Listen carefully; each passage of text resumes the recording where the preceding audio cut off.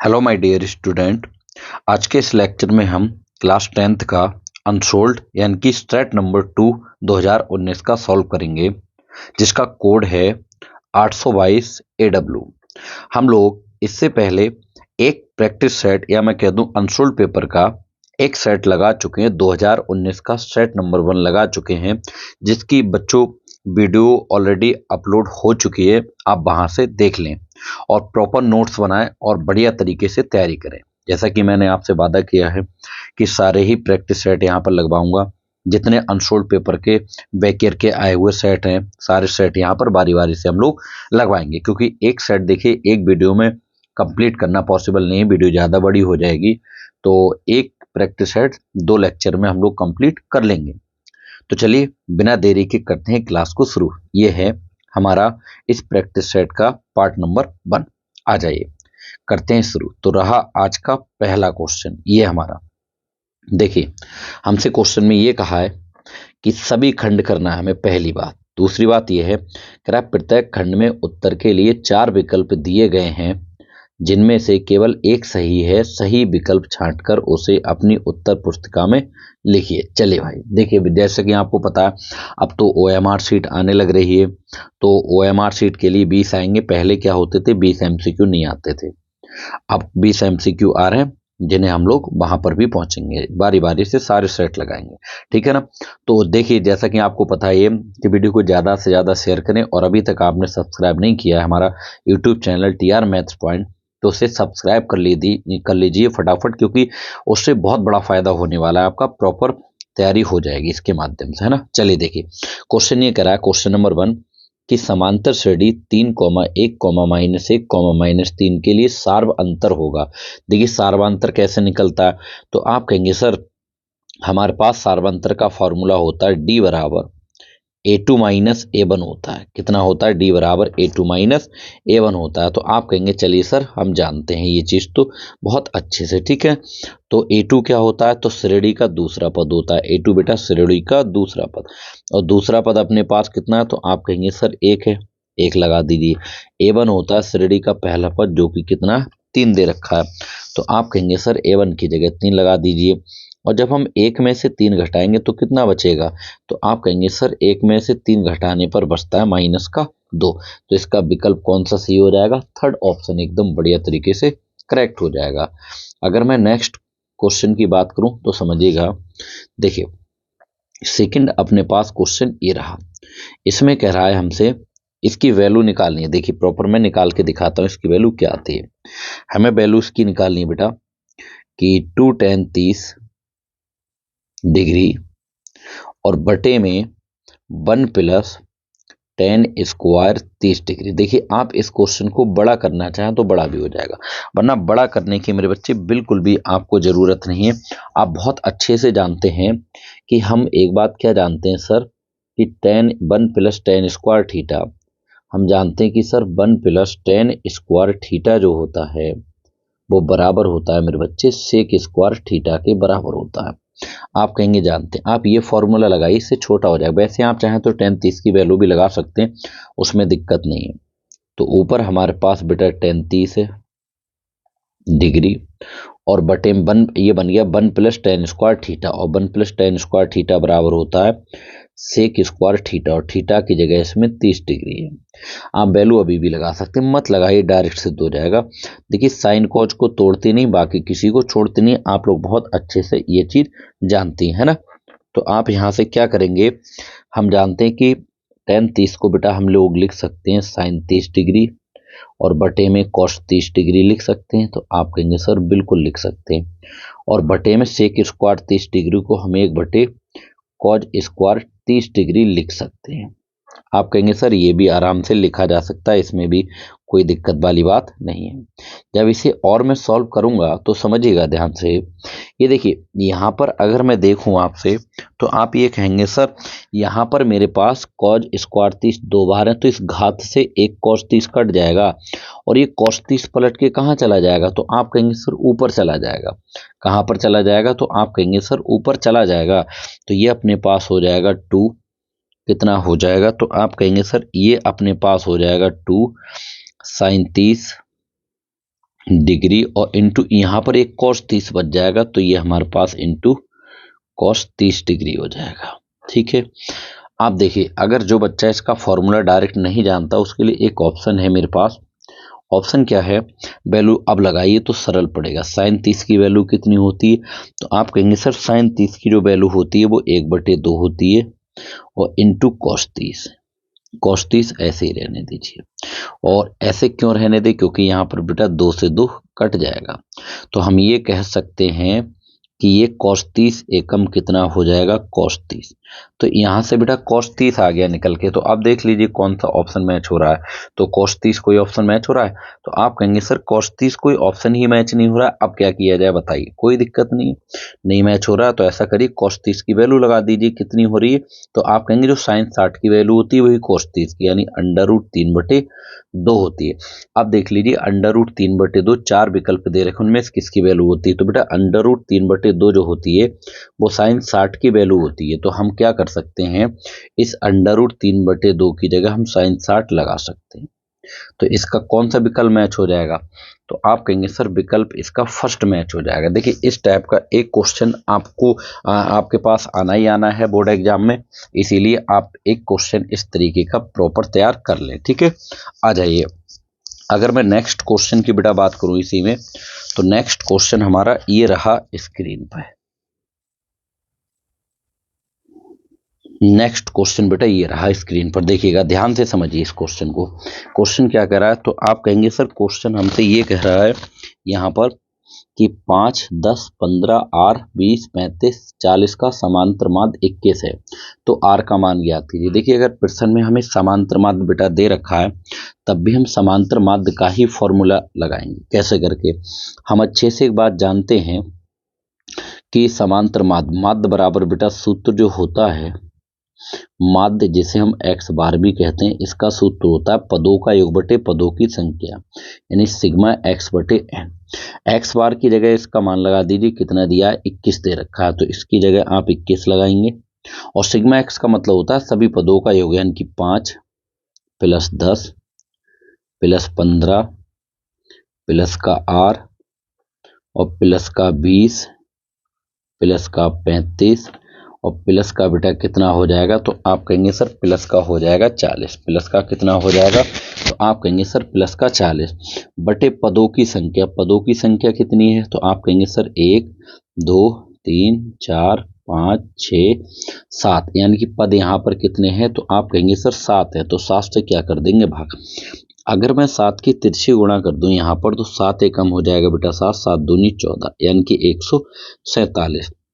इन्हें जोड़ दीजिए, देखिए ऐसे करके जोड़िए इन्हें जोड़ेंगे। 40 को हम यहाँ से क्या करेंगे, 40 को 35 को इन सबको जोड़ देंगे। देखिए जब हम इन्हें जोड़ेंगे तो मेरी बात ध्यान से समझने की कोशिश करिएगा बेटा। हम लोग 40 को जोड़ेंगे, 40 में कितने जोड़ेंगे 35, तो ये हमारे पास कितना होता है 75, और 75 में जब हम 20 जोड़ेंगे तो ये हो जाएगा 95।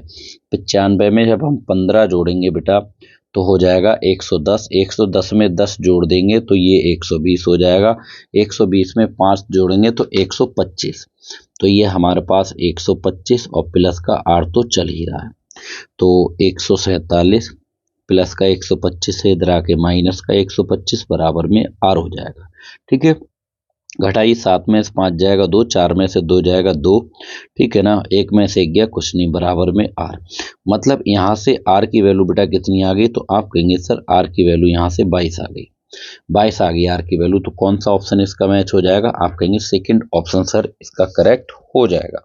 सेकंड ऑप्शन सही हो जाएगा, इसमें हमें कोई दिक्कत या परेशानी जैसी चीज नजर नहीं आ रही है। ठीक है, तो बढ़ते हैं नेक्स्ट क्वेश्चन पे। नेक्स्ट क्वेश्चन अपना ये रहा स्क्रीन पर, तो इसमें ये कह रहा है बेटा एमसीक्यू कह रहा है शांत दशमलव। देखिए इसे आप आराम से कर सकते हैं, इसका विकल्प कौन सा होगा, थर्ड ऑप्शन सही हो जाएगा। कैसे, क्योंकि देखिए 7 3 21, चलिए मान लीजिए मैं शॉर्ट में बता देता हूँ, 7 एकम 7 एकम 7, 7 3 21 0, तब भी इसमें 3 आ जाएगा बेटा, और 3 आ जाएगा। तो अगर हर के अभाज्य गुणनखंडों में 2 और 5 के अलावा कुछ और आता है तो वो भैया अभाज्य नहीं होती है। ऐसे देखिए यहाँ पर कितना आ रहा है, तो आप कहेंगे सर ऐसे तो इसमें यहाँ पर 7 आ रहा है, ये भी हमारे पास शांत दशमलव नहीं, इसमें 17 आ गया, शांत नहीं, तो बची कौन, तो आप कहेंगे एक ही ऑप्शन बचा, वो भी तीसरा, तो यही ऑप्शन सही हो जाएगा। ठीक है, 3125 के अभाज्य गुणनखंड करेंगे तो या तो इसमें 2 आएंगे, 2 तो आएंगे नहीं, केवल 5 ही 5 आएंगे, तो यही शांत हो जाएगी। ठीक है, अगर कोई दिक्कत हो तो कमेंट बॉक्स में जरूर कमेंट करिएगा, मैं जिससे कि नेक्स्ट उसमें लेक्चर में आपको समझा दूंगा। अब जैसे इस क्वेश्चन को देखिएगा, इसमें आपसे ये कहा गया, क्वेश्चन ने साफ साफ शब्दों में एक चीज लिख के दी है हमें। चलिए कलर एकदम बढ़िया वाला, ये वाला ले लेते हैं। कह रहा है 21 सेंटीमीटर त्रिज्या वाले वृत्त के किसी चाप द्वारा केंद्र पर बना कोण 60 डिग्री है, तो कह रहा है कि चाप की बेटा लंबाई बताओ। देखिए बहुत आसान क्वेश्चन है, कर सकते हैं। हमें त्रिज्या यानी कि आर की वैल्यू बेटा 21 सेंटीमीटर दे रखी है। ठीक है, केंद्र पर कोण यानी कि कितना होता है, तो आप कहेंगे सर ये तो थीटा होता है, थीटा बराबर 60 डिग्री दे रखा है। हमसे चाप की लंबाई पूछी गई है, निकालिए भाई चाप की लंबाई। चाप की लंबाई, ये सूत्र होता है एल बराबर, सूत्र होता है बेटा थीटा बटे 360 डिग्री, और चाप परिधि का भाग होता है ना, तो इसमें परिधि से गुणा कर देते हैं यानी कि 2 पाई आर। देखिए यहाँ पर सबकी वैल्यू लगाओ, थीटा की वैल्यू अपने पास बेटा 360 नहीं बल्कि कितना है, तो आप कहेंगे केवल 60 डिग्री, डिग्री से डिग्री हट जाएगा तो 60 लगाएंगे खाली, और बटे में 360 गुणा 2, पाई की वैल्यू दी नहीं है तो बेटा 22/7 लगाए, कितनी लगाएंगे 22/7, और इंटू आर, आर की वैल्यू अपने पास 21 दे रखी है। आर की वैल्यू बेटा कितनी दे रखी है, तो आप कहेंगे सर आर की वैल्यू हमें 21 दे रखी है। देखिए जो कट रहा है उसे काटिए, 0 से 0 कट जाएगा। ठीक है, और 6 एकम 6 और 6 छंग 36। ये भाई कुछ ज़्यादा ही डार्क नहीं हो रहा है ना, ये कुछ ज़्यादा ही डार्क नहीं हो रहा है, तो इसे थोड़ा सा पतला कर लेते हैं। अब काटिए, 0 से 0 कट जाएगा, और 6 एकम 6, 6 छंग 36, और कट रहा है ये कट जाएगा, 7 तियां 21, और 3 दूनी बेटा 6, और 2 से ये 2 कट जाएगा। तो आप कहेंगे सर आपने तो फटाफट काट दिया, बेटा कैलकुलेशन खुद करी जाती है, बेटा किसी की टीपी नहीं जाती, टीप नहीं सकते हैं। तो यहाँ कितना बचेगा, केवल और केवल 22 बच जाएगा, और ये सेंटीमीटर। तो ऑप्शन कौन सा सही हो जाएगा, आप कहेंगे फोर्थ ऑप्शन इज करेक्ट, यानी कि चौथा विकल्प इसका बेटा सही हो जाएगा एकदम बढ़िया तरीके से, है ना। चलिए हाँ, अगर मजा आए तो देखिए लाइक और शेयर जरूर कर दिया करें, मजा आए तो थम्स अप भी शेयर करना, ठीक है ना। हाँ, बोर्ड एग्जाम से पहले मैं आपकी पूरी मैराथन एक क्लास लूंगा, पूरी 12 घंटे की बेटा, जिससे पूरा कंप्लीट कोर्स करा दूंगा। जैसे इस बात को समझिएगा, क्वेश्चन आपसे ये कह रहा है कि साफ साफ शब्दों में ये लिख के दिया है इसने, क्वेश्चन ने, कि यहाँ पर अपने पास ये है, कह रहा है किसी प्रयोग की सभी प्रारंभिक घटनाओं का योग होता है। ये आपको ध्यान रखना पड़ेगा बेटा, एक होता है। किसी प्रयोग की सभी प्रारंभिक घटनाओं का योग कितना होता है, एक होता है। इंपॉर्टेंट क्वेश्चन है, इस पे आप इंपॉर्टेंट लगा लीजिए, बहुत अच्छा एमसीक्यू बेटा, ये पूछा बहुत जाता है। ठीक है, जैसे अगर मैं इस क्वेश्चन की बात करूं, देखिए यहाँ से हमारे एमसीक्यू तो फिनिश हो चुके हैं, अब हम स्टार्ट करेंगे भाई क्वेश्चन, है ना। क्वेश्चन की ओर थोड़ा सा बढ़ते हैं, ध्यान दीजिए। क्वेश्चन ने क्या, सभी खंड कीजिए, कर देंगे। यदि द्विघात समीकरण इतने का एक मूल -2 हो तो पी का मान ज्ञात कीजिए। देखिए बहुत अच्छा क्वेश्चन है, इस तरीके का क्वेश्चन हम लोग सेट नंबर 1 में 2019 के बेटा लगा चुके हैं। अगर आपको याद हो, आपने बहुत अच्छे से पढ़ा है, तो आपको पता होगा कि हम लोग बहुत अच्छे से बेटा लगा चुके हैं। क्योंकि अगर कोई मूल होता है, जैसे 2 इस समीकरण का मूल है, तो सीधी सी बात है, ये x की जगह उठा के रख दीजिए, बात खत्म है। तो हमें समीकरण दे रखी है x² प्लस का 2x माइनस का p बराबर में 0। यहाँ से हम लोग क्या करेंगे, तो लिख देंगे यहाँ से कि x बराबर -2 रखने पर, x बराबर -2 रखने पर अगर कोई किसी का मूल है, मतलब वो x की वैल्यू होती है बेटा, रख दीजिए यहाँ पर, तो ये -2 का होल स्क्वायर हो जाएगा, प्लस 2x, और x की जगह -2 रख दो, और माइनस का p बराबर में कितना 0। तो -2 का whole square +4 plus minus minus 2 दूनी 4, और ये प्लस का माइनस का पी, इधर आके बेटा प्लस का पी। आप कहेंगे सर ये तो सब कट रहा है, ऐसा क्या कर दिया आपने, सब काट दिया। भाई कट रहा है तो इसमें क्या कर सकते हैं, +4 से -4 तो कट जाएगा। तो यहाँ पर पी की वैल्यू बेटा कितनी आ गई, तो आप कहेंगे सर पी की वैल्यू यहाँ से 0 आ गई, और यही हमारा इस क्वेश्चन का आंसर है। बताइए, ऐसे भी क्वेश्चन पूछे जाते हैं जो आराम से लगा देंगे आप, और कुछ भी दम नहीं है क्वेश्चन में, है ना। आ जाइए, जैसे इस क्वेश्चन की ओर बढ़े। कह रहा है पासे को, बहुत अच्छा क्वेश्चन है, ध्यान देने की कोशिश करना है आपको, ठीक है ना। आप कहेंगे सर ध्यान ही दे रहे हैं, चलिए भाई थोड़ा और दे लीजिए ध्यान। कह रहा है पासे को एक बार उछालने पर सम संख्या आने की प्रायिकता ज्ञात कीजिए। तो पहले तो ये क्या कह रहा है, पासा उछालता है, तो यहाँ लिखेंगे चूंकि एक पासा उछाला जाता है, एक पासा बेटा क्या किया जाता है, तो आप कहेंगे उछाला जाता है। देखिए पासा तो वैसे हमेशा फेंक के खेला जाता है, लेकिन ये खेल में थोड़ा सा अनाड़ी है, इसीलिए ये पासा उछाल रहा है ना। ये नया नया है तो ये पासा उछाल रहा है, इसे नहीं पता है कि पासा क्या किया जाता है। अगर एक पासा उछाला जाता है तो सबसे पहले हम निकालेंगे, इसीलिए प्रतिदर्श समष्टि। क्या निकालेंगे बेटा, तो आप कहेंगे प्रतिदर्श समष्टि, प्रतिदर्श समष्टि, जिसे हम कुल संभावनाएं भी कहते हैं, क्या हो जाएंगी, तो आप कहेंगे सर प्रतिदर्श समष्टि S बराबर पासे को उछालने पर या तो 1 आ सकता है, या 2 आ सकता है, या 3 आ सकता है, या 4, या 5, या फिर 6 आ सकता है। यानी कि कुल मिला के हम ये कह सकते हैं, इसीलिए कुल परिस्थितियां हमारे पास NS कितनी आ जाएंगी, 6, क्योंकि इसमें 1 से लेकर 6 हैं। लेकिन अब वो किस बात की प्रायिकता पूछा, उसको भी थोड़ा ध्यान दो। कह रहा सम संख्या आने की प्रायिकता, तो इसमें सम संख्या एक अपनी तरफ से ई एक ऐसी घटना मान लो जिस बात की वो प्रायिकता पूछ रहा है, तो आपसे कह रहा है सम संख्या आने की प्रायिकता, यानी कि ये क्या है, संख्या सम हो। ई एक घटना किस बात की है, संख्या कैसी हो, तो आप कहेंगे सर सम हो। संख्या कैसी हो, सम। अगर संख्या सम होगी तो ई के अंदर कौन कौन से अवयव आ सकते हैं, कौन कौन से, तो आप कहेंगे 2 आ सकता है, 4 आ सकता है, या 6 आ सकता है। यानी कि सम केवल और केवल इसमें 1 से लेकर 6 तक में 2 आ सकता है, 4 आ सकता है, या 6। मतलब इसमें कितने अवयव हैं, तो आप कहेंगे सर इसमें अगर मैं अवयव की बात करूं, इसीलिए अनुकूल परिस्थितियां NS बराबर, इसमें 1 2 3 है, कितने हैं बेटा, 3। तो अब हमें अनुकूल परिस्थितियां भी पता चल गई और कुल परिस्थितियां भी पता चल गई, मतलब प्रायिकता आराम से निकाल सकते हैं।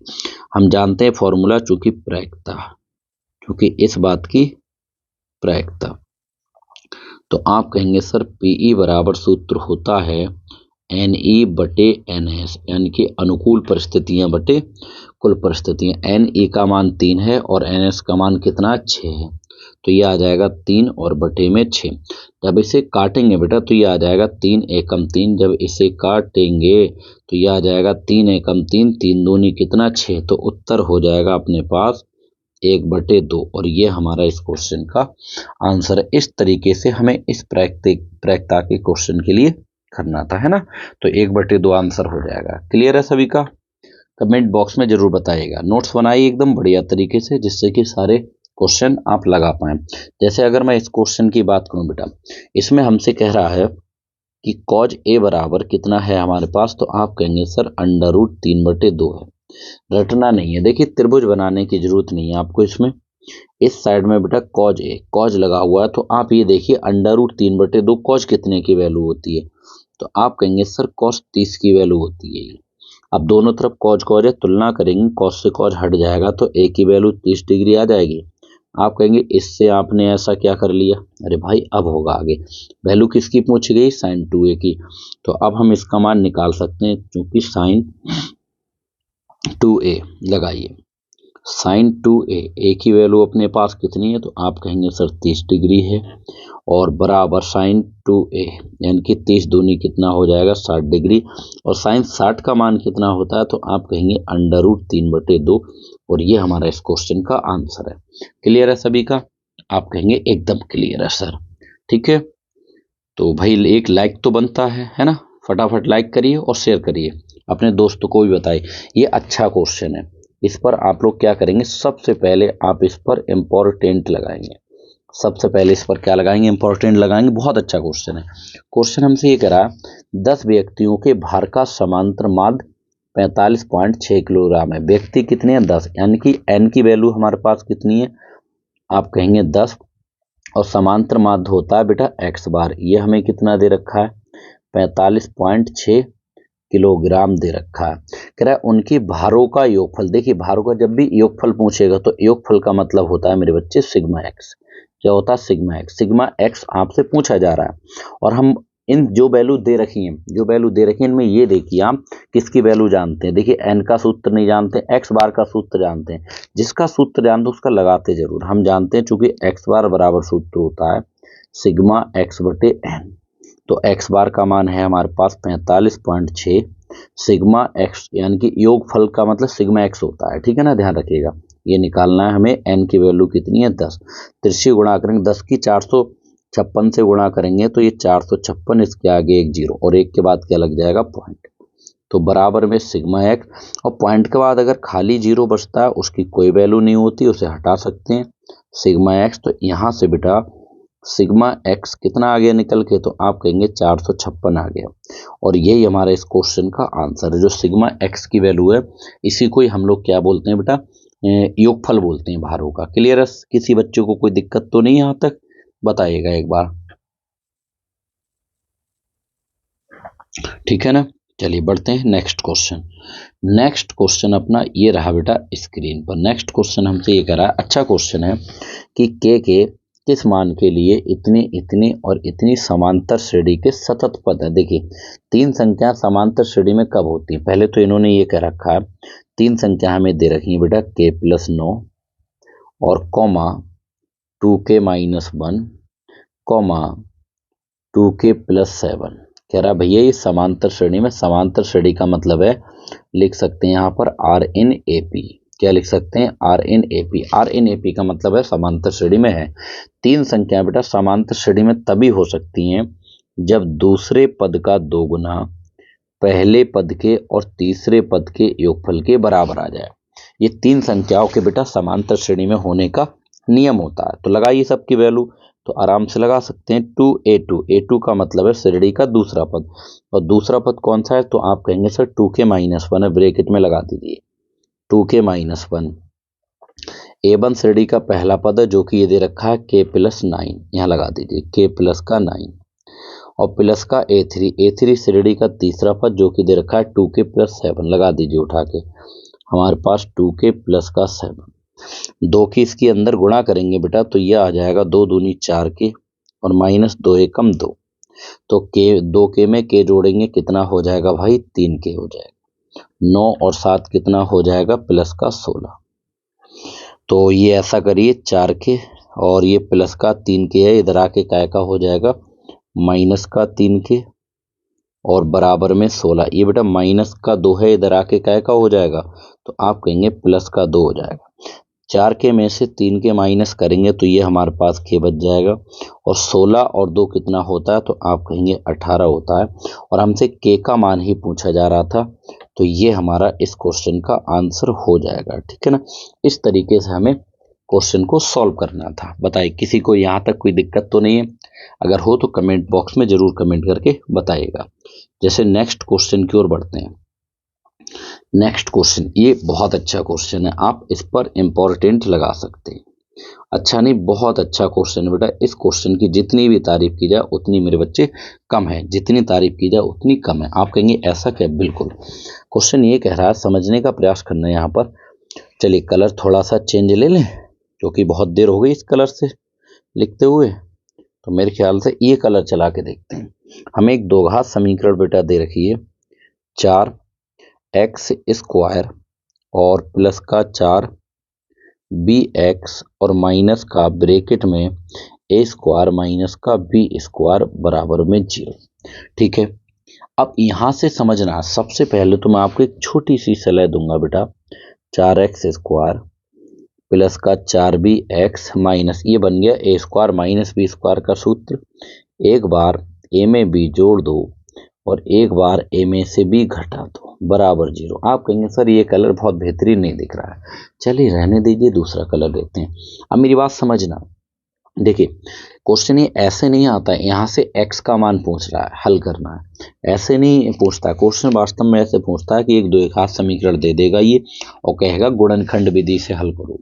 तो एक बात याद रखना, एक्स स्क्वायर के आगे कोई संख्या दे रखी उसकी अचर पद से गुणा, जब इससे गुणा करेंगे तो हमारे पास कितना आ जाएगा, तो आप कहेंगे सर 4 आएगा और ये a प्लस बी आ जाएगा और a माइनस बी आ जाएगा। बताइए यही तो आएगा। तो आप कहेंगे सर गुणा करने पर तो हमें हमारे पास ये चीज आनी चाहिए 4 और ब्रैकेट में a प्लस बी और a माइनस बी, और घटाने पर कितना आना चाहिए, तो आप कहेंगे 4b आना चाहिए। कैसे आएगा ध्यान दीजिए, मैं कह दूं 4b आना चाहिए। आप जो 4 यहाँ पर दिया है ध्यान से समझना, इस 2 को तो इसके साथ में बांट दो और 2 को बेटा इस वाले गुणनखंड के साथ में बांट दो। ठीक है, अब आप क्या करेंगे, घटाने पर मांग रहा है तो आप दोनों के बीच में माइनस का चिन्ह लगा, तो 2 और ये a प्लस बी और माइनस 2 a माइनस बी।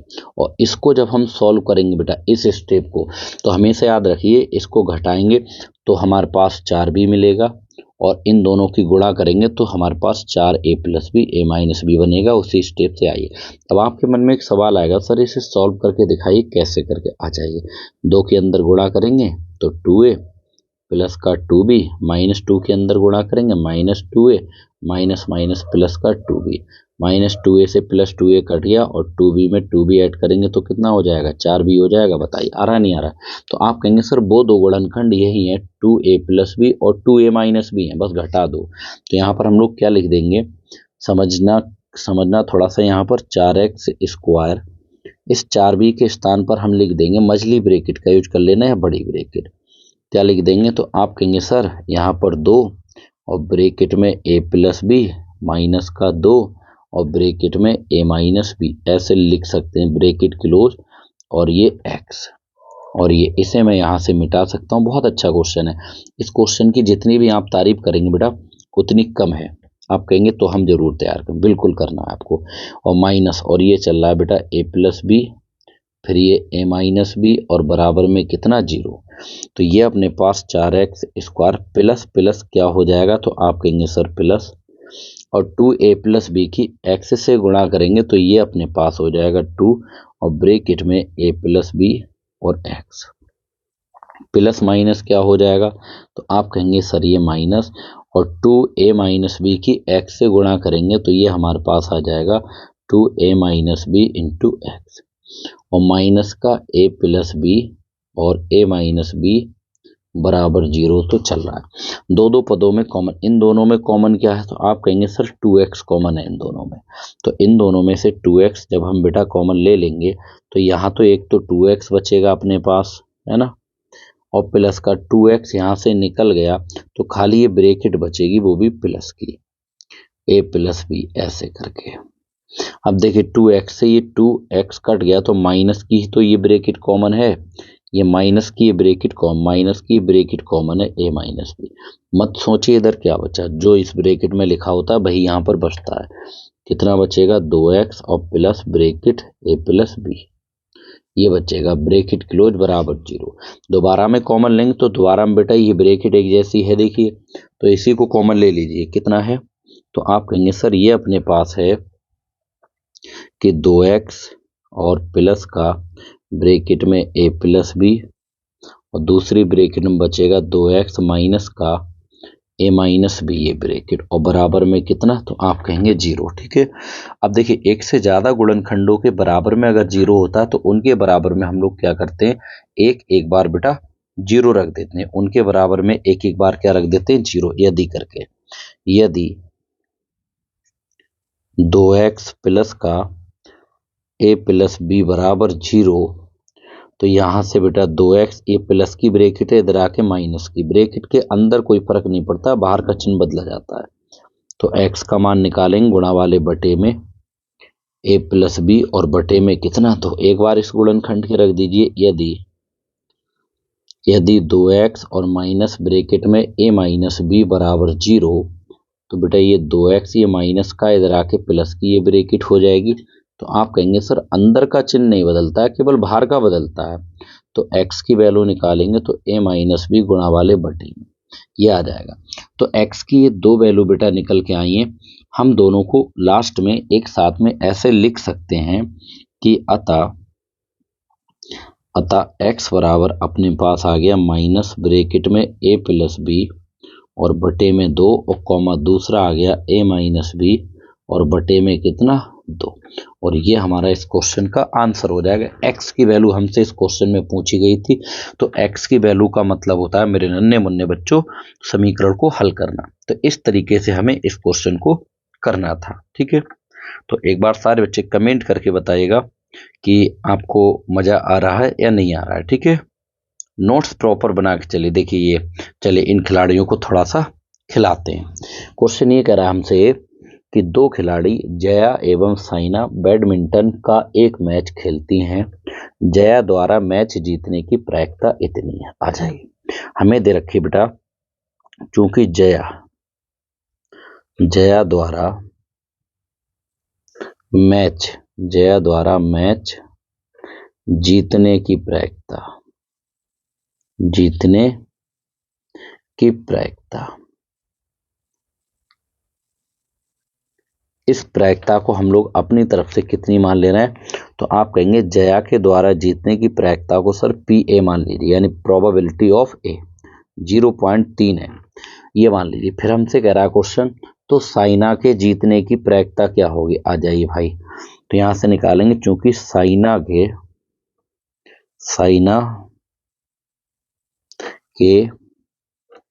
जीतने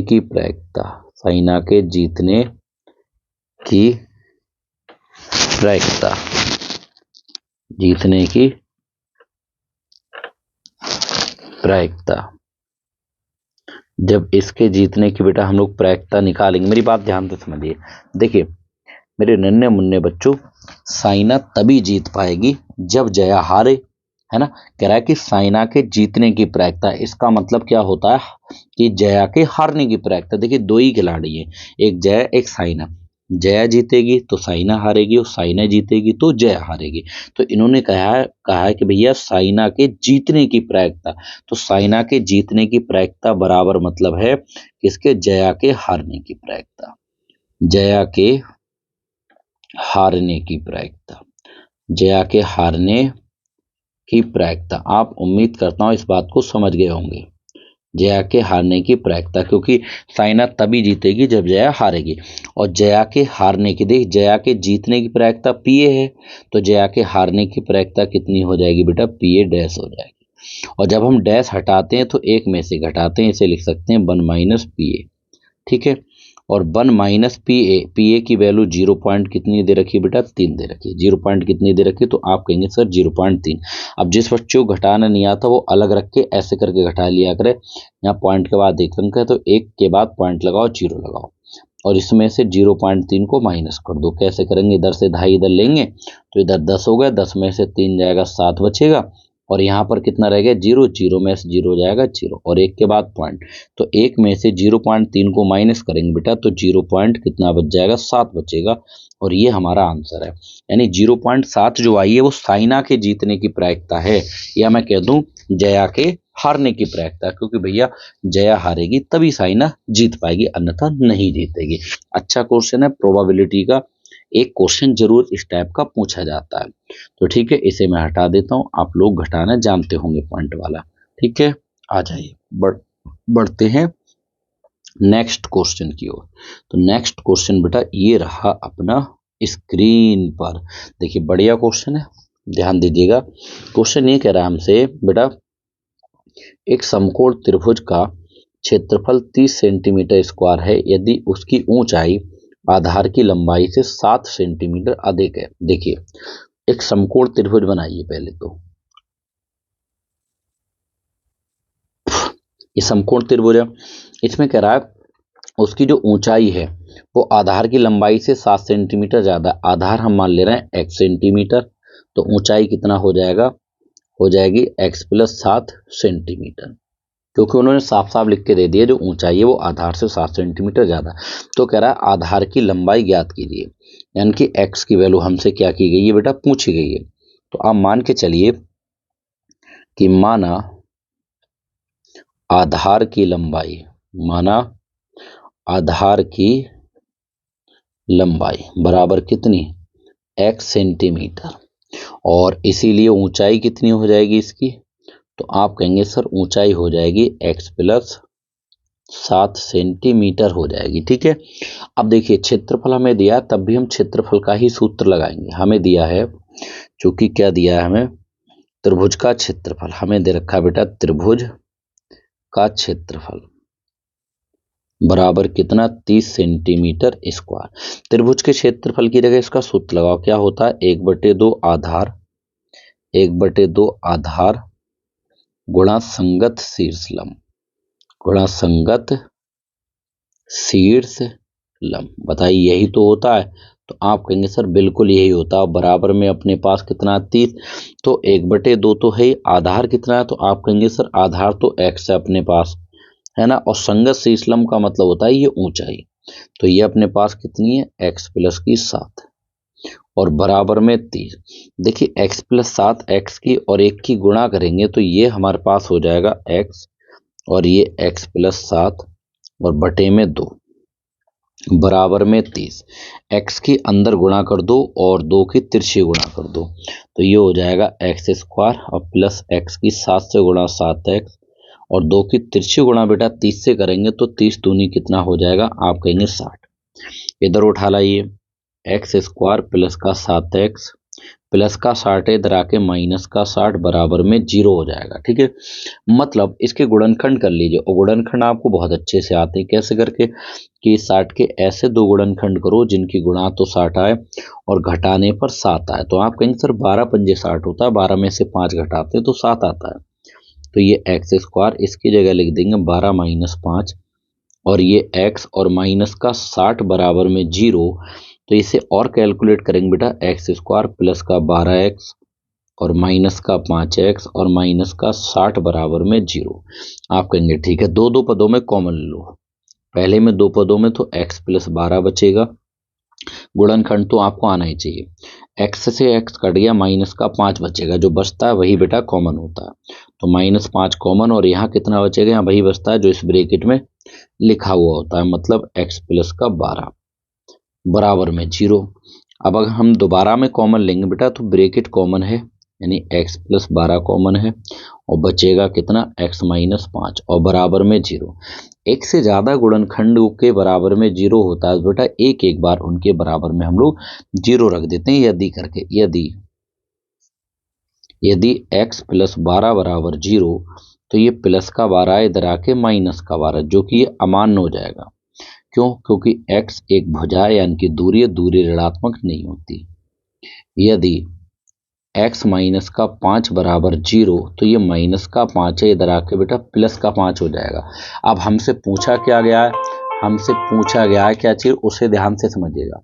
हमसे पूछा गया है बेटा यहाँ से आधार की लंबाई पूछी है, क्या पूछी है हमसे, आधार की केवल लंबाई पूछी है ना, केवल आधार की लंबाई, तो हम आधार की लंबाई अब निकाल सकते हैं आराम से, देखिए कैसे करके, तो यहाँ पर लास्ट में लिख देंगे, अतः आधार की लंबाई,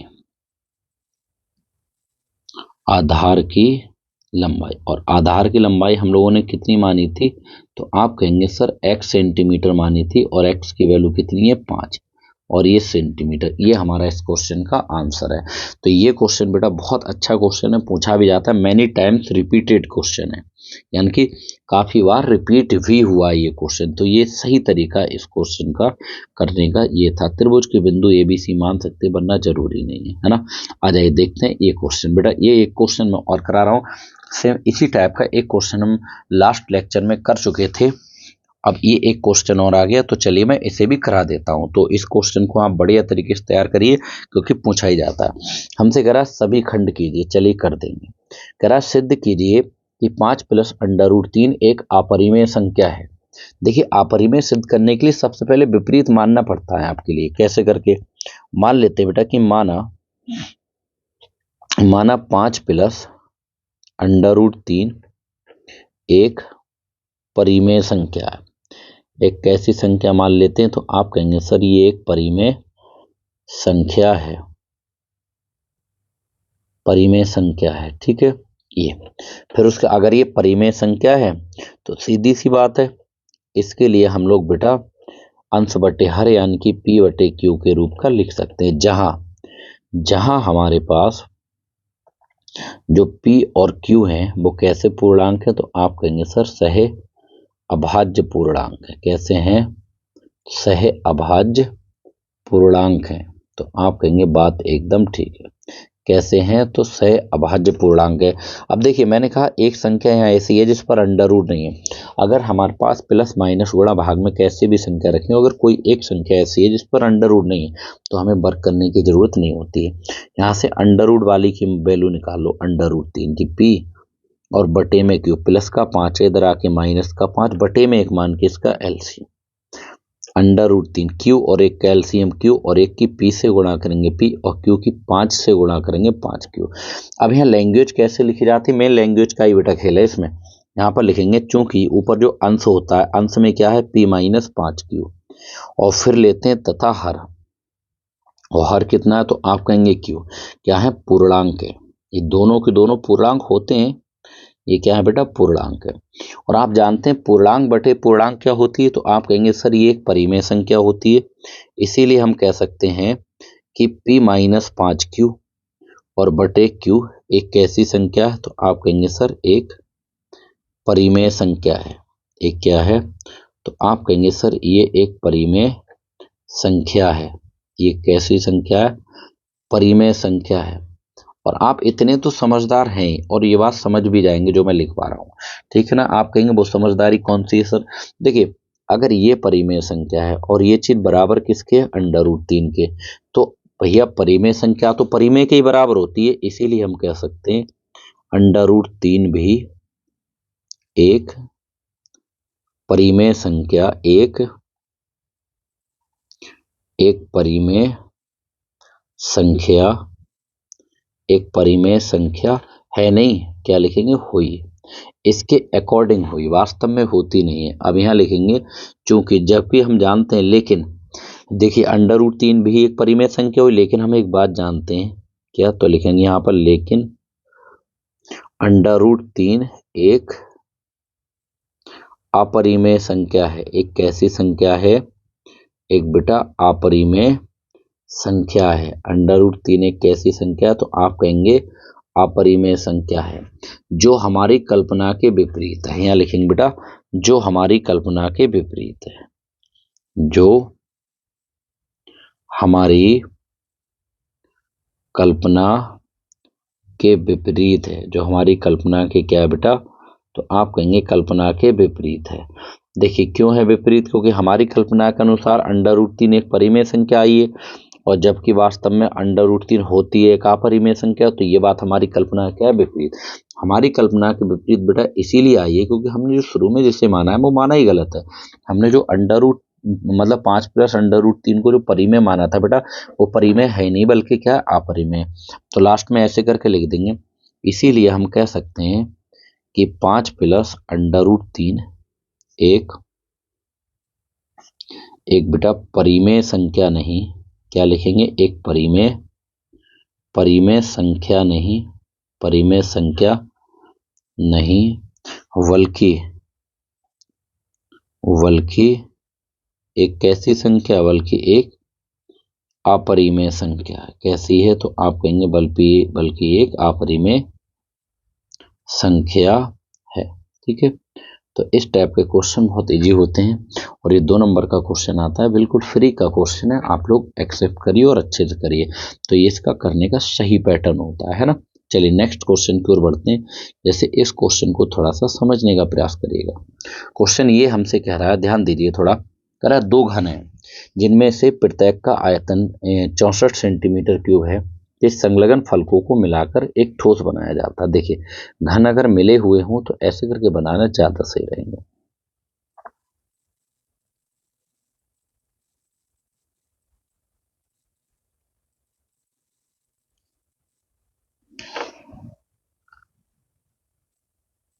इस तरीके से बनाना। इस लाइन को मैं थोड़ा सा और आगे खींच लेता हूं। इस तरीके से बनाना भाई, ठीक है। बराबर लगने चाहिए, समान कह रहा है वो।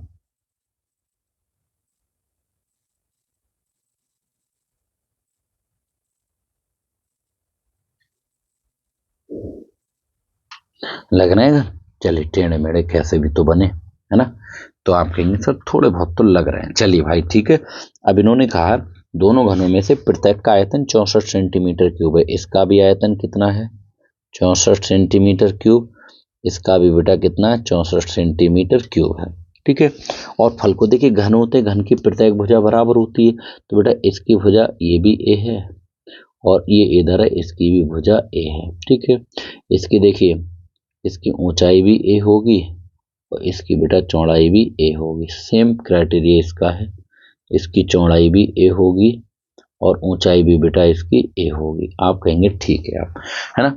अब इन्होंने कहा है प्रत्येक का यहाँ पर आयतन दे रखा है। पहले तो घन की भुजा मान लीजिए ए है और घन की भुजा, चलिए मैं शॉर्ट कर देता हूँ, आप लोग समझदार हैं। इस घन की जो प्रत्येक घन की भुजा है हमें घन का आयतन 64 सेंटीमीटर क्यूब है और आयतन इसका होता है बेटा भुजा क्यूब, यानी कि ए क्यूब बराबर हमें 64 दे रखा है। ठीक है ना, 64 सेंटीमीटर क्यूब। और ये हमारे पास ए का क्यूब 64 होता है भैया, 4 चौक 16, चौका 64, 4 का घन। और जब हम इसे काटेंगे तो 3 से 3 हमारे पास कट जाएगा, ए की वैल्यू आ जाएगी 4 सेंटीमीटर आ जाएगी। यानी कि घन की भुजा, प्रत्येक घन की भुजा 4 सेंटीमीटर। अब जब इन दोनों घनों को आप मिला देंगे तो ये घन नहीं बल्कि बेटा घनाभ बन जाएगा। क्यों? क्योंकि इसकी लंबाई ए और ये कितनी हो जाएगी? 2a हो जाएगी। तो हमारे पास साफ साफ करा फलकों को मिलाकर एक ठोस बनाया जाता है, इससे प्राप्त घनाभ का पृष्ठीय क्षेत्रफल। जो ठोस बन रहा है उसका नाम बाद में उन्होंने घनाभ भी कह दिया। तो यहाँ पर हेडिंग डालेंगे ऐसे करके घनाभ। क्या लिखेंगे बेटा? तो आप कहेंगे सर ऐसे करके हेडिंग डालेंगे घनाभ। घनाभ, घनाभ जब हेडिंग डालेंगे बेटा तो सीधे से शब्दों में कह दो इस घनाभ की हमारे पास लंबाई कितनी हो जाएगी? तो आप कहेंगे सर लंबाई 2a है और a की वैल्यू हमने 4 निकाली, 4 दूनी 8 सेंटीमीटर लंबाई। अगर मैं चौड़ाई की बात करूं तो चौड़ाई तो a है और a की वैल्यू कितनी है? 4 सेंटीमीटर। और ऊंचाई की बात करूं तो h हमारे पास ये भी a है, a की वैल्यू है 4 सेंटीमीटर। तो ये हमारे पास जो घनाभ बना है मिलाने के बाद उसकी विमाएं आ गई, डायमेंशन आ गई। प्राप्त घनाभ का पृष्ठीय क्षेत्रफल, पृष्ठीय क्षेत्रफल का मतलब बेटा संपूर्ण पृष्ठीय क्षेत्रफल होता है। क्या होता है? संपूर्ण। तो निकालेंगे, चूंकि घनाभ का पृष्ठीय क्षेत्रफल, घनाभ का पृष्ठीय क्षेत्रफल। और बेटा घनाभ के पृष्ठीय क्षेत्रफल का सूत्र होता है 2 ब्रैकेट में LB प्लस का BH प्लस का HL ये होता है लंबाई गुणा चौड़ाई प्लस चौड़ाई गुणा ऊंचाई प्लस ऊंचाई गुणा लंबाई। सबकी वैल्यू लगा दो। तो ये हमारे पास 2, लंबाई हमारे पास कितनी है? 8 है, तो हम L की जगह 8 लगाएंगे। चौड़ाई 4 है प्लस चौड़ाई 4 है और ऊंचाई इसकी कितनी है? 4 है प्लस ऊंचाई 4 है और लंबाई कितनी है? 8। सबकी वैल्यू लगा दी। तो ये 2 कैलकुलेट करेंगे, 8 चौक 32 हो जाएगा बेटा, 4 चौक 16 और 8 चौक कितना? तो आप कहेंगे सर 8 चौक तो 32 हो जाएगा हमारे पास। इसे सॉल्व करेंगे तो 2 अपने पास है, ये आ जाएगा 2 और 6 8 और 2 कितना हो जाएगा? तो आप कहेंगे सर 10, 10 का 0 हासिल 1 3 और 1 हासिल के 4 और 1 5 और 3 कितना हो जाएगा? 8। तो ये अपने पास हो जाएगा 8 दूनी कितना? 16, 160 और वो भी सेंटीमीटर स्क्वायर। क्योंकि क्षेत्रफल किसी का भी हो उसका मात्रक में अगर सेंटीमीटर में भुजाएं दे रखी हैं तो वर्ग सेंटीमीटर या सेंटीमीटर स्क्वायर लगाते हैं। ठीक है, बताइएगा। तो इस क्वेश्चन को इस तरीके से करना था, ये सही तरीका है इस क्वेश्चन का करने का। ठीक है ना, उम्मीद करते हैं ये बात समझ में आई होगी। अब इस बात को, इस क्वेश्चन को देखिए, ये इस टाइप के क्वेश्चन आपके सिलेबस में नहीं, लेकिन आपको आना चाहिए फिर भी, क्योंकि अगर मान लीजिए बाई चांस आ भी गया तो आप कर देंगे। और मैंने बहुत सरल तरीका बताया था पीछे वाले सेट में, फिर से मैं बताता हूँ, ध्यान दीजिए। देखिए यहाँ से आप क्या करेंगे, हमारे पास दे रखा है tan 2a बराबर बेटा दे रखा है cot a माइनस का 18 डिग्री दे रखा है। ठीक है, आप कहेंगे ठीक है। आप क्या करेंगे, tan 2a, अगर इस साइड में tan लिखा हुआ है बेटा, इस साइड में tan है, तो इस cot की जगह आप बेझिझक होकर tan लिख दीजिए।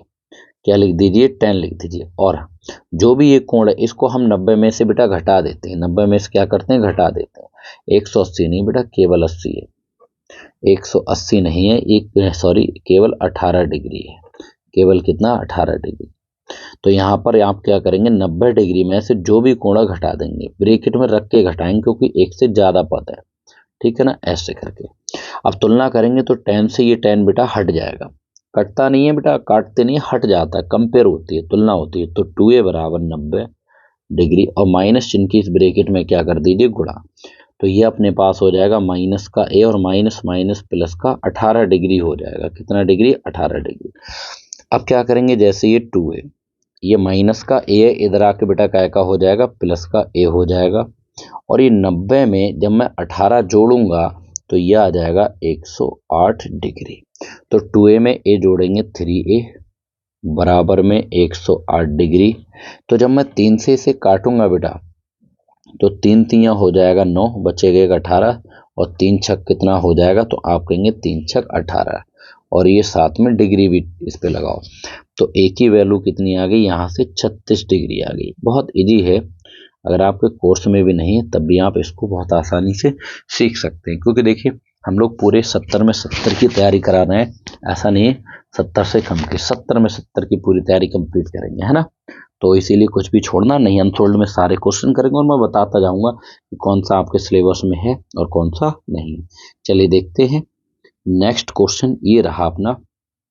इस पर आपको लगाना है भाई इम्पोर्टेंट। इसको क्या लगाना है, तो आप कहेंगे सर इसको हमें लगाना है इम्पोर्टेंट। अच्छा क्वेश्चन है। क्वेश्चन ये करा है भाई, कह रहा है कि ए के निर्देशांक ज्ञात कीजिए। कह रहा है जहां ए भी एक वृत्त का व्यास है। देखिए वृत्त की बात कर रहा है तो हम सबसे पहले एक वृत्त बनाएंगे, सबसे पहले एक क्या बना लेंगे, एक वृत्त बना लेंगे इस तरीके से आप लोग, और इसका एक व्यास दे रखा है, और व्यास है तो केंद्र भी होगा, ये मान लिया इसका केंद्र है, और व्यास ए बी दे रखा है हमें, ठीक है ना। ए बी एक वृत्त का व्यास जिसका केंद्र 2, -3 है और बी के निर्देशांक कितने हैं।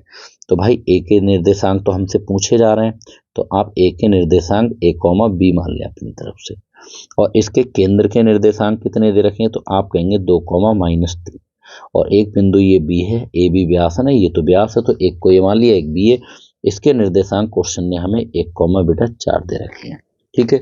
अब एक बात ये बताइए, आप बहुत समझदार हैं, सबसे पहले तो आप इसको मान लीजिए ऐसे कर कि माना बिंदु ए के निर्देशांक, माना बिंदु ए के निर्देशांक, मान लीजिए पहले बिंदु ए के निर्देशांक। तो हमने बिंदु ए के बेटा निर्देशांक कितने मान लिए, तो आप कहेंगे सर a, b मान लिए, स्मॉल a स्मॉल b। एक बात ये बताइए, अगर मैं देखूं तो ये केंद्र और केंद्र से परिधि तक की दूरी त्रिज्या होती है, ये वाली दूरी OA, और केंद्र से परिधि तक की दूरी त्रिज्या यानी OB, दोनों आपस में बराबर होंगे। आप कहेंगे बिल्कुल बराबर होंगे सर, क्योंकि वृत्त की त्रिज्याएं क्या होती हैं, आपस में बराबर होती हैं, OA बराबर OB के होगा, ठीक है, पहली बात। दूसरी बात इसकी ये है बेटा, दूसरी बात इसकी ये है बेटा जी, क्या है कि भैया ये O अगर दोनों दूरियां बराबर है तो जो O है हमारे पास वो इस AB का क्या है, मध्य बिंदु है, और मध्य बिंदु है तो मध्य बिंदु का नियम लगा दो इसमें। मध्य बिंदु का नियम क्या होता है, तो लगाइए, यहाँ पर सीधे हेड नहीं डाला करें, प्रॉपर बढ़िया तरीके से किया करें। तो यहाँ लगाएंगे, ऐसे लिखेंगे मध्य बिंदु, क्या लिखेंगे, मध्य बिंदु। जिस बच्चों को इंग्लिश में आता है वो इंग्लिश की भी डाले। मध्य बिंदु को इंग्लिश में मिड पॉइंट बोलते हैं। मध्य बिंदु का बेटा नियम ये होता है कि x बराबर होता है x1 प्लस x2 बटे 2। मध्य बिंदु दे रखा है तो सूत्र को ऐसे अलग अलग लगाया करें, y बराबर y1 प्लस y2 और बटे में कितना 2 होता है, ठीक है। अब मैं अगर बात करूं बेटा यहाँ से बिंदु कौन कौन से, एक तो बिंदु A लेना होगा जो कि a, b है, एक बिंदु B लेना होगा जो कि 1, 4 है, और एक बिंदु O लेना होगा जो कि 2, -3 है। आप अच्छे से एक बात जानते हैं बेटा, क्या जानते हैं आप, अच्छे से एक बात ये जानते हैं कि हमारे पास जो इधर का बिंदु इधर का होता है वो x1 by 1 x2 by 2 का, और जो मध्य बिंदु होता है वो विभाजन बिंदु का काम करता है, और विभाजन बिंदु x y होते हैं।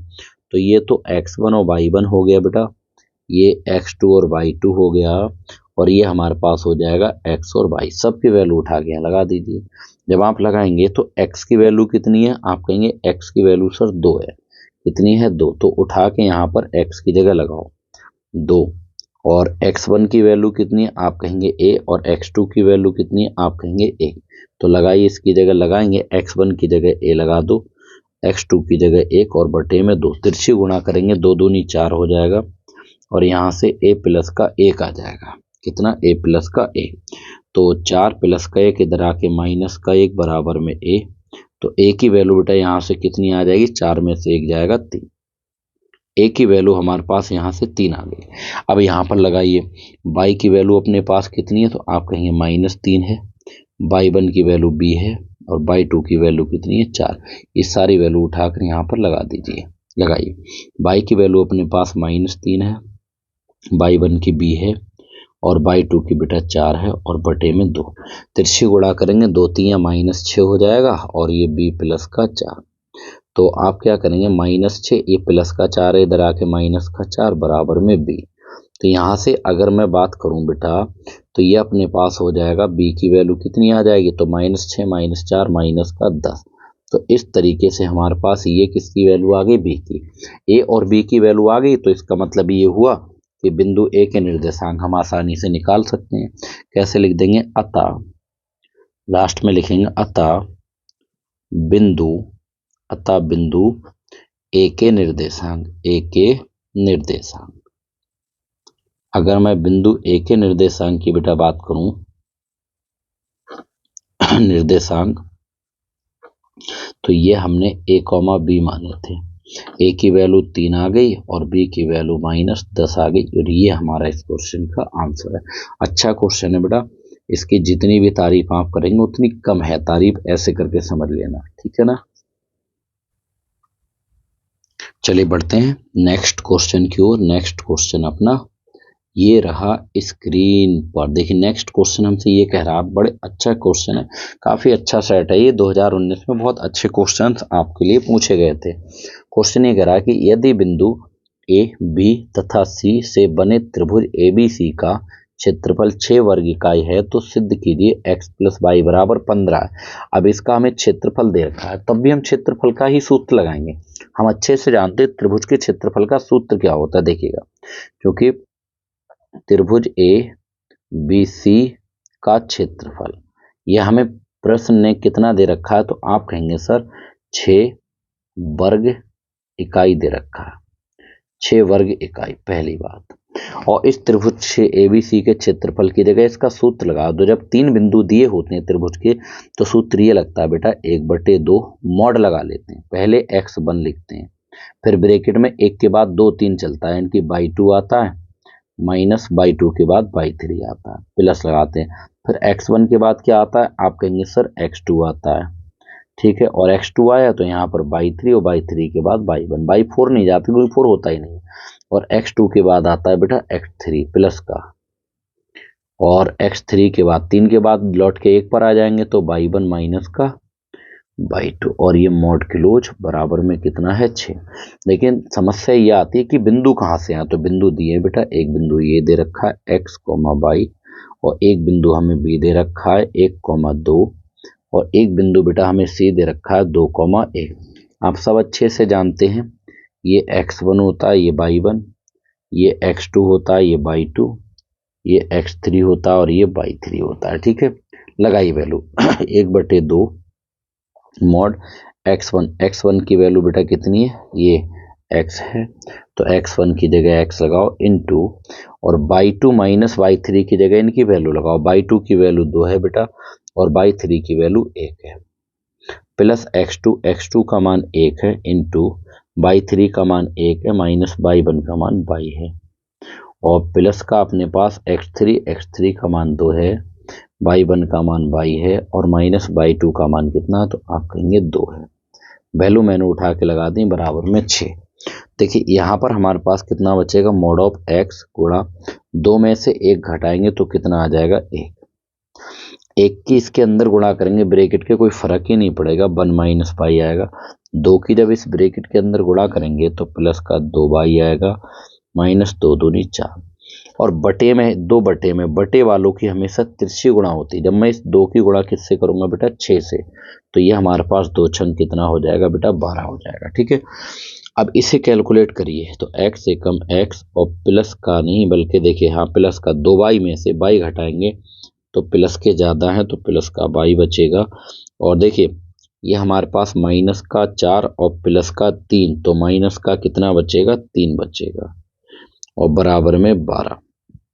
ठीक है, आप कहेंगे एकदम ठीक है। देखिए मैं यहाँ पर सिद्ध करने वाला अगर क्वेश्चन हो तो आपके लिए मैं एक तरीका और इसका बता सकता हूँ।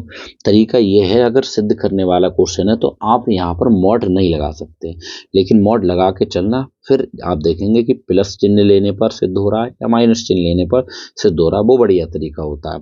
उससे आपका हर तरीके से आंसर आ जाता है। अब एक आपको पता है कि अगर मॉड के अंदर अज्ञात राशि होती है तो एक तरफ से मॉड हटाते हैं तो दूसरी तरफ प्लस माइनस लगाते हैं, तो x प्लस का y माइनस का 3 बराबर प्लस माइनस 12।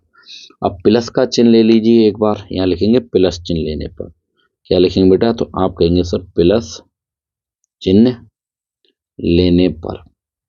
जब यहाँ से प्लस का चिन्ह लेंगे ना तो ये स्टेप कुछ इस तरीके से आ जाएगी कि x प्लस का y माइनस 3 बराबर में 12, तो ये x प्लस का y ये बराबर में 12 माइनस 3 इधर आके प्लस का 3 हो जाएगा। तो यहाँ से x प्लस का y 12 और 3 कितना 15। देखिए प्रूफ तो हमारा यहीं पर हो गया, प्लस चिन्ह मॉड नहीं लगाते इस क्वेश्चन में तब भी हो जाता। लेकिन अब यहाँ पर मैं एक बार माइनस का चिन्ह लेके दिखाता हूँ। यहाँ लिखेंगे माइनस चिन्ह लेने पर, माइनस चिन्ह लेने पर जब माइनस का चिन्ह ले लेंगे बेटा तो ये अपने पास कितना हो जाएगा, आप कहेंगे सर x प्लस का y और माइनस का 3 बराबर माइनस 12, तो ये x प्लस का y बराबर माइनस 12 माइनस 3 इधर आके प्लस का 3, तो x प्लस y बराबर 12 में से 3 घटाएंगे तो माइनस का 9। और माइनस की संख्या ये हमें सिद्धि, देखिए दो तरीके हैं इसे समझने के, एक तो ये क्षेत्रफल के बराबर में जो चीज़ है वो माइनस की आ नहीं सकती, वहां से आप प्लस चिन्ह खाली ले सकते हैं। एक चीज़ जो हमें सिद्ध करना है वो सिद्ध ही नहीं हुआ तो इस वाली चीज़ को हम क्या कर देंगे, आप कहेंगे सर ये चीज़ अमान्य है, और ये चीज़ अगर अमान्य है तो लास्ट में ऐसे करके लिख देंगे अतः ये चीज़ बेटा यहाँ सिद्ध हो गई x प्लस y बराबर 15, और यही बात हमें क्या करनी थी, तो आप कहेंगे सर यही बात हमें प्रूफ करनी थी। बात क्लियर है, एक अमान्य हो गई तो बाकी जो बची वही आंसर है। ठीक है, आप इसमें अगर मॉड ना लें और प्लस माइनस ना लगाएं तब भी आपका बेटा आंसर सही आएगा, तब हमारा डायरेक्ट आंसर आ जाएगा। क्लियर है सभी का, आ जाइए। जैसे इस क्वेश्चन को थोड़ा सा फोकस करने की कोशिश करिएगा, क्वेश्चन बढ़िया है और पूछा भी जाता है लेकिन सरल है। क्वेश्चन ये कह रहा है हमसे, एक हमें दे रखा है 3x1 बराबर कॉसेक थीटा दे रखा है, इसे आप समीकरण 1 मानिए। फिर हमें दे रखा है 3/x2 बराबर में कॉट थीटा, इसे आप समीकरण 2। देखिए अगर देखा जाए तो यहाँ पर समीकरण 1 में x1 है, समीकरण 2 में 3/x2 है, इनका वर्ग करके घटाया ही तो गया है यहाँ पर, तो आप क्या करिए वर्ग करके घटा दीजिए, अपने आप आंसर आ जाएगा। तो यहाँ से क्या करेंगे, समीकरण 1 का वर्ग, समीकरण 1 का वर्ग और माइनस समीकरण 2 का वर्ग, समीकरण 1 का वर्ग माइनस समीकरण 2 का वर्ग, यानी कि इन दोनों को वर्ग करके घटा दीजिए। जब वर्ग करके बेटा घटाएंगे ना तो कुछ इस तरीके से स्टेप आ जाएगी, 3x1 इसका होल स्क्वायर माइनस का 3/x2 और इसका होल स्क्वायर बराबर में हो जाएगा कॉसेक स्क्वायर थीटा और माइनस का कॉट स्क्वायर थीटा हो जाएगा। आप कहेंगे ठीक है सर, 3x1 का होल स्क्वायर हो जाएगा 9x1 स्क्वायर और ये हो जाएगा 9/x2 का स्क्वायर, और ये cosec square theta minus cot square theta, इसकी वैल्यू बेटा 1 होती है। इसकी वैल्यू कितनी होती है, आप कहेंगे 1 होती है, ये आपने बताया 1 लगा दो। यहाँ से देखा जाए तो 9 यहाँ से कॉमन है, कॉमन चीज को नहीं छोड़ते, 9 को कॉमन लेंगे तो यहाँ बचेगा x1 स्क्वायर और माइनस का 1/x2 स्क्वायर, ये बच जाएगा बराबर में 1। 9 को हम लिख सकते हैं 3 गुणा, हम 9 को लिख सकते हैं 3 गुणा 3 और ये x1 स्क्वायर और -1/x² और बराबर में 1। हम 3 गुणा 3 ही क्यों लिखा 9 को? क्योंकि बेटा 3 हमें जिसकी वैल्यू चाहिए उसमें 3 आ रहा है, उस 3 को अलग कर लिया।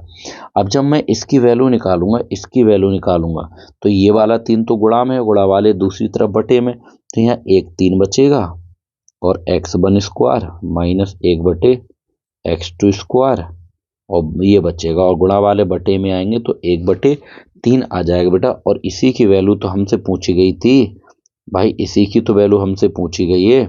बताइए, हमसे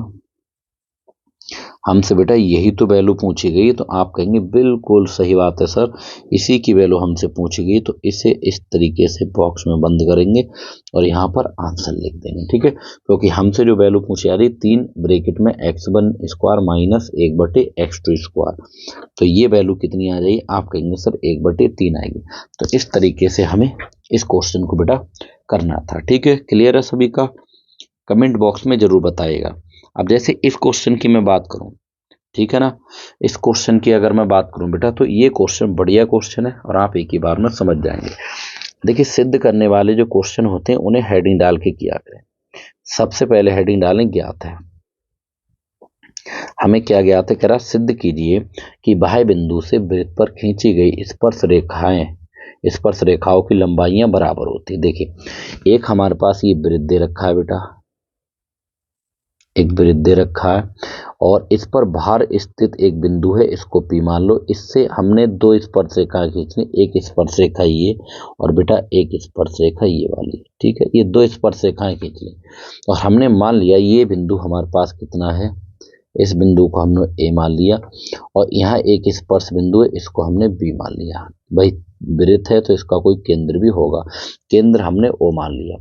अब क्वेश्चन ये कह रहा है कि इस बिंदु से जो स्पर्श रेखाएं खींची गई, इन दोनों स्पर्श रेखाओं की लंबाइयां बराबर हैं, लेकिन ऐसे नहीं दिखा सकते। सबसे पहले तो आपको जो ज्ञात है वो लिखिए। क्या ज्ञात है? हमें ज्ञात है O केंद्र वाले वृत्त में बाहर स्थित बिंदु P से 2 स्पर्श रेखाएं PA और PB है। क्या लिखेंगे? O केंद्र वाले वृत्त पर, O केंद्र वाले वृत्त पर, O केंद्र वाले वृत्त पर बाहर, O केंद्र वाले वृत्त पर बाहर स्थित बिंदु, बाहर स्थित बिंदु P से 2 स्पर्श रेखाएं, 2 स्पर्श रेखाएं PA, 2 स्पर्श रेखाएं PA तथा PB हैं। ये हमें ज्ञात है। इंपॉर्टेंट लगाना है इस पर, क्वेश्चन पे बहुत ज्यादा पूछा जाता है बेटा ये क्वेश्चन। ठीक है ना, ये प्री में बहुत पूछी जाती है, प्री में है ये चीज हमारे पास दे रखी है। उसके बाद में हेडिंग आती है सिद्ध करना है, सिद्ध करना है। हमें बेटा ये सिद्ध करके दिखाना है कि हमने जो स्पर्श रेखा खींची P और PB वो दोनों आपस में बराबर हैं। PA बराबर किसके है? PB के। ये बात हमें सिद्ध करनी है। उसके बाद में हेडिंग आती है रचना। देखिए, रचना हेडिंग आती है, रचना करनी पड़ेगी। जब हम अपनी तरफ से चित्र में कोई काम करेंगे तो हेडिंग आती है। एक बात समझ लीजिए बेटा, जब भी ये 2 PA और PB क्या है? 2 भुजाएं हैं। जब भी 2 भुजाएं बराबर दिखानी हो या 2 कोण कोई से भी बराबर दिखाने हो, तो हमेशा अपने दिमाग में एक चीज बिठा लीजिए कि सबसे पहले बेटा त्रिभुजों को सर्वांग सम दिखाया जाता है। और त्रिभुज मेरे नन्हे मुन्ने बच्चों तभी सर्वांग सम हो सकते हैं जब हमारे पास त्रिभुज बने, और यहाँ तो त्रिभुज बन ही नहीं रहे। जब त्रिभुज बच्चों बन ही नहीं रहे तो त्रिभुज बनाएंगे। सबसे पहले क्या करेंगे? O को A से मिला दीजिए और O को B से मिला दीजिए। अभी भी त्रिभुज नहीं बने, कोई दिक्कत नहीं है, तो O को किससे मिला दीजिए? तो आप कहेंगे सर O को P से मिला दीजिए। अब तो बन गया ना त्रिभुज, तो आप कहेंगे अब बन गए। अब यहाँ लिख के दिखाएंगे क्या किया हमने। क्या किया? OA, OB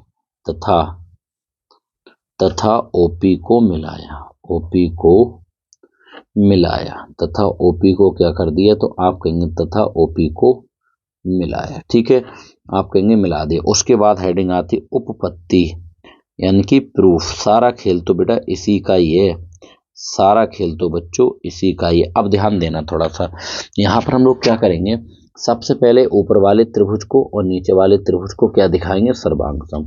तो ऊपर वाला त्रिभुज अपने पास कितना है, तो आप कहेंगे सर ऊपर वाला जो त्रिभुज है, कलर कौन सा ले लें भाई, रेड कलर ले लें। चलिए, एक तो त्रिभुज अपने पास ये वाला ले लेंगे, त्रिभुज ओ ए पी, तथा दूसरा त्रिभुज कौन सा ले लेंगे, तो आप कहेंगे त्रिभुज ओ बी पी में।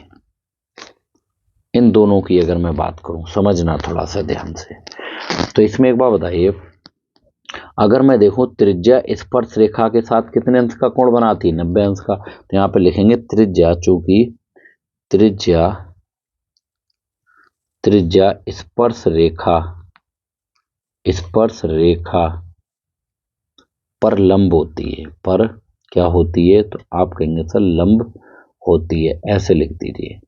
त्रिज्या स्पर्श रेखा पर क्या होती है, लंब होती है। और त्रिज्या अगर स्पर्श रेखा पर लंब होती है तो सीधे से शब्दों में ये कह दीजिए कि हमारे पास ये वाला बेटा कोण और ये वाला कोण दोनों 90-90 के होंगे। कितने, 90-90 के।